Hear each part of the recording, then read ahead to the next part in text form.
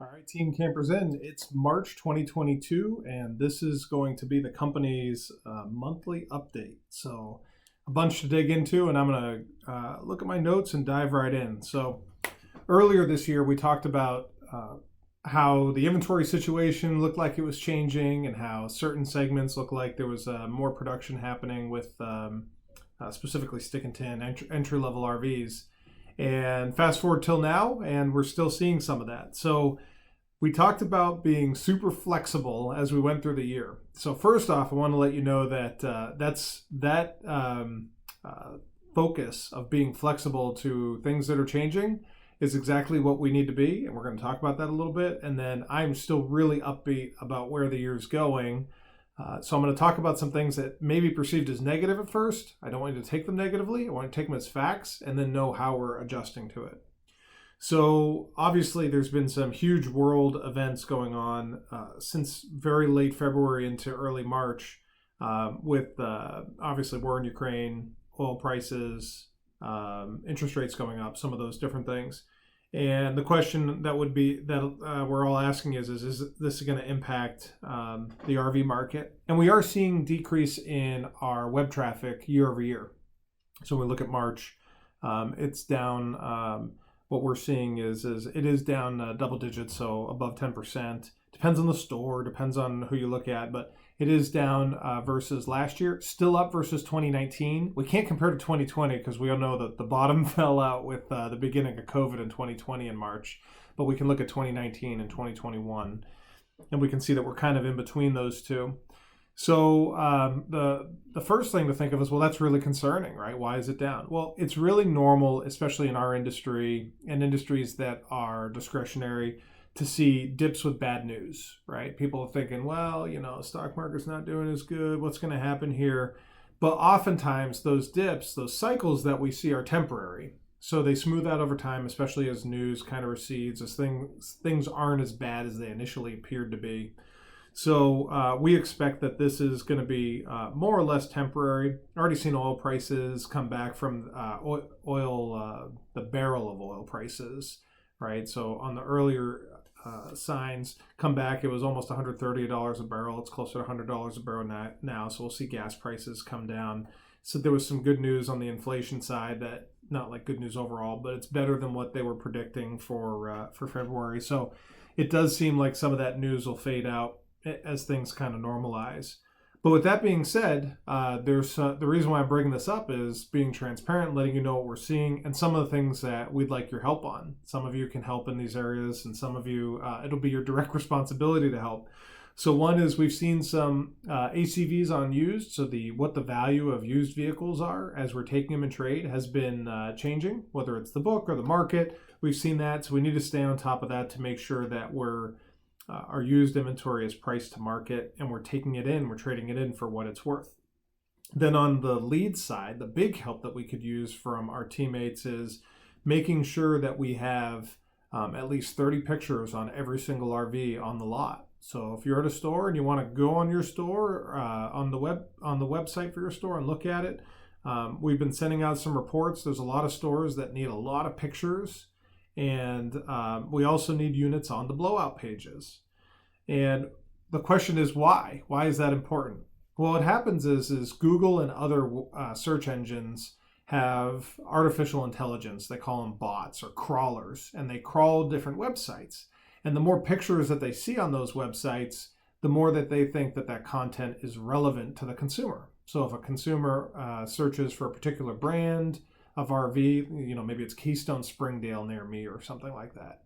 What Google does is it's looking through all of its the web pages that it displays, and it's trying to present the ones it thinks are going to be most relevant.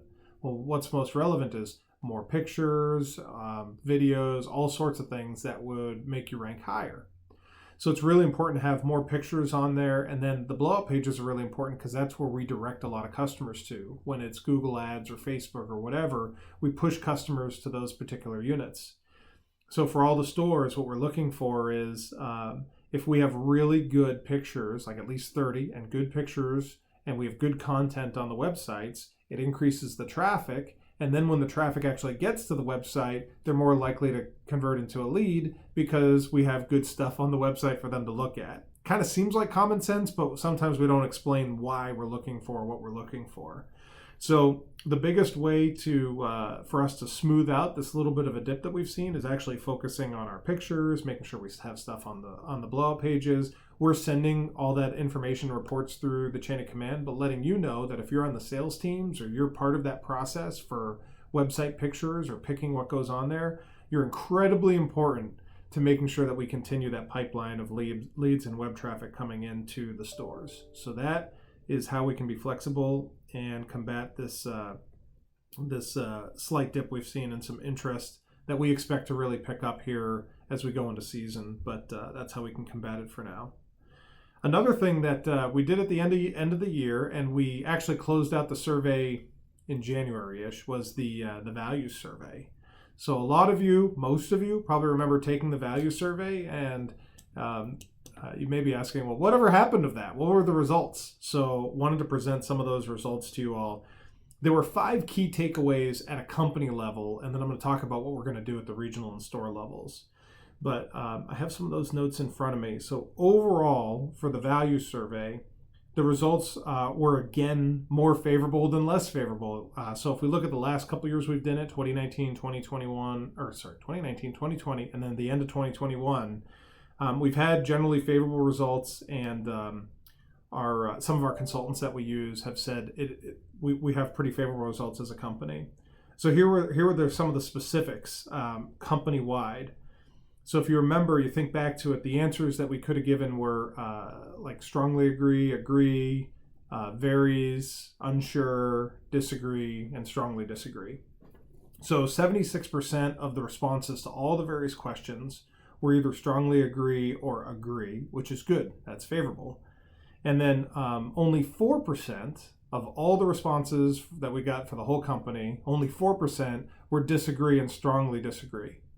And if you're doing some quick math, you're saying, wait, 76 plus 4 is only 80. What about the other 20%? Well, the other 20% was between varies. So 15% of the respondents to the different questions was varies, and then 5% was the unsure, I don't know category. So overall, 76% of the answers to all the various questions were favorable, 4% unfavorable, and the rest were something in the middle, either varies or too early to tell. And I'll give an example. So one of the stores that had a lot of unsure, I don't know answers was Tom's River.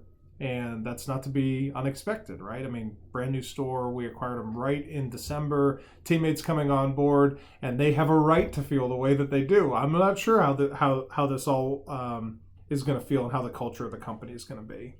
So those were the results overall from a big picture level. One of the second thing that we got out of it was we have a lot of variability, so differences between the regions and the stores and the managers, right? So if you look at regionally, our stores or our results are not the same region to region. They weren't the same store to store, and they weren't even the same between managers within the stores when you kind of dissect it. So that was one of the other ones, is that we had a lot of variability there. And then when we look at it, one of the things, if you've been through some of our training, we talk a lot about success and satisfaction. Success is like getting the job done, the metrics done, whether maybe it's efficiency or number of sales or available income or a bunch of tasks done. That's success. Whereas satisfaction is how do we feel about the job at the end of the day? Do we feel like we're doing something that's worthwhile and part of it? So as a company, our results were much more favorable for the success metrics for the success side than it was the satisfaction side. So it shows us as a company, we still have some work to do on the satisfaction side to really make sure that we're focusing on those satisfying elements of the jobs for our teammates and balancing the success and satisfaction. So that was the third key takeaway. The fourth key takeaway, there are some practical opportunities that we have for improvement that we've identified that are going to have some impact on sustaining that balance of success and satisfaction. So, and the fifth is how we're going to do it. The fifth big takeaway is we're going to share those results. So we have some takeaways. Those are being developed. If you want to know behind the scenes, so Brian, our management coach, is working with Dr. Michael O'Connor, who wrote the book on this stuff, on managing by values. That's the name of the book. And he's written a lot of other books. So they're working behind the scenes to come up with those practical opportunities for improvement. And then the fifth step that we're going to do, or the fifth key takeaway here, is we're going to have some follow-up sessions, call them like action groups or focus groups, to talk to at the regional level and the store level, come up with some ideas on how we can improve, because it's different, right? It's different for the whole company than it is for a particular region than for a store. So we have to form some focus groups to develop some plans to take action. And the idea there isn't to tackle everything. It's that we can probably find a nugget or two out of each one of these focus groups that we can then implement. So it might be for a particular store. There may be a particular area that's easy to take action on, easy to implement, that'll have a good impact, and we can go ahead and do that. So what you may see, it depends if you're part of the focus group or not, what you may see going forward is we're going to form some of these focus groups. My next job is that Brian and I are going to be getting together with the regional teams and the general managers, talking about the regions as a whole, and then it'll be done with the regionals, with the store GMs and their managers, and talking about the focus groups and what we can do at the store level. So we got a couple things that we'll be doing over the next month in order to act upon some of the results that you all gave us on the value survey. So really appreciate all the candid feedback. There was a lot of good stuff in there, and I'm hoping that we can, take those small steps forward and improve our alignment as a company, whether it's a department, a store, a region, as a whole company, with our values. So that is the values piece. A couple other things. There's a new tool that we've been using since we've been working with another kind of coach, I guess best way to put it, Nathan Jamal, and he talked about this scrimmaging concept. So I would be willing to guess that 25% of the company has already been introduced to the scrimmaging concept. So let me kind of just talk to you about what it is. So scrimmaging is a concept, is a training method of when we practice for something. First, we learn by being taught, so it's taught to somebody. Then we show someone, right? So, okay, I'm going to teach you how to do this concept. Then I'm going to show you how to do this concept. And then the third step is scrimmage, right? So what is it? It's really like role playing. We get into first person and character. So if it's a problem that I want to scrimmage, like I want to be a service advisor handling an upset customer, I might scrimmage it with my manager. My manager is going to role play being that upset customer, and I'm going to role play myself as a service advisor. And it's not a show, it's a scrimmage. So if you think of scrimmaging in sports, it's not like a big game where you just play the whole game out. Sometimes you'll practice certain plays and you'll say, I want to rewind that. I want to try that again. Well, in a scrimmage, that's acceptable. Whereas, in a game, it's not. So if I'm role playing, once again, I'm the service advisor with the customer, and all of a sudden it starts going down a path that really went well, I might say, hold on. Let me take a step back. I'm going to try this again a little bit differently and role play this out with you a little bit and scrimmage it out a little bit differently. Another thing that we do with scrimmaging is it's good to have an observer, a third person that can kind of watch and provide feedback. And one of the other pieces to know is everybody's bad at the scrimmaging. You might think of role playing, right? So why are we doing this? Well, the idea here is what professional teams ever go into a game without actually practicing it, right? What professional teams ever are taught a play, are then shown how to do a play, but never actually play the play before they go into a game? Well, they don't. So the idea here is having an environment where we can scrimmage stuff, we can make mistakes, we can be bad at the stuff that we're practicing before we actually have to go into the big game, and get the desired outcome that we're looking for. So it's this tool and technique that a lot of you will be introduced to over time, where we might have an issue and we're talking and say, okay, let's scrimmage this, right? I'm going to play, myself, or I'm going to play the customer in this, or I'm going to play the employee in this, and we go back and forth and we practice it out in order to get better. Because once again, to send someone into the big game without ever actually practicing the play isn't necessarily fair or a good practice. So that's the scrimmaging concept, and you'll see some of that. And the last piece to talk about today is I've sent out at least one email, maybe two emails, I don't remember, but it was on this security awareness. emails and phishing and all that sort of stuff. And one of the things to note about all the security stuff is there are a lot of bad people out there trying to steal information, identities, money, lock down businesses, whatever. And our industry has been targeted a lot recently. So a bunch of dealers have been targeted and actually locked out of their own systems. And the biggest way that it happens is that some person, lets them in somehow, clicks on that link that brings you to the website where you put in your password. Now all of a sudden they have your information. So just wanted to remind everybody that our industry is being targeted. You all have done a great job. The RTM team tells me frequently that the human firewall is working because you all spot stuff and you send it to RTM, or it doesn't get past the human firewall, the people that are seeing it. But just keep a note of it. If you have an email, if you get an email that looks really suspicious, it probably is. If you have Jeff or I emailing you and we never email you, asking you to go buy a gift card, or hey, I'd like you to confirm your password or something like that, it probably didn't come from us. It's probably some sort of phishing or a security attempt to try to get your password. And I'd rather you email, start a separate email and email me, right? Okay, this came from Ben, but I really want to see, hey Ben, did you email me this? I'd rather you do that and check than just assume it did come from us.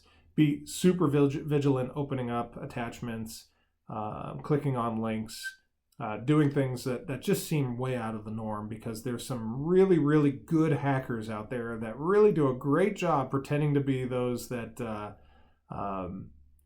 that we're trying to protect pretending to be me or pretending to be, someone else here.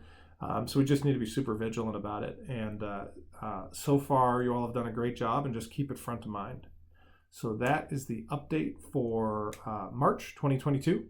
And we're going to keep on keeping on. My attitude's really positive about this year and how it's going. You all are doing a great job in a lot of different areas so far. And we just got to keep the pedal to the metal and know that, there's some waves that are, there's some winds that are kind of headwinds that are facing us, but that won't stop us from having an absolutely great year.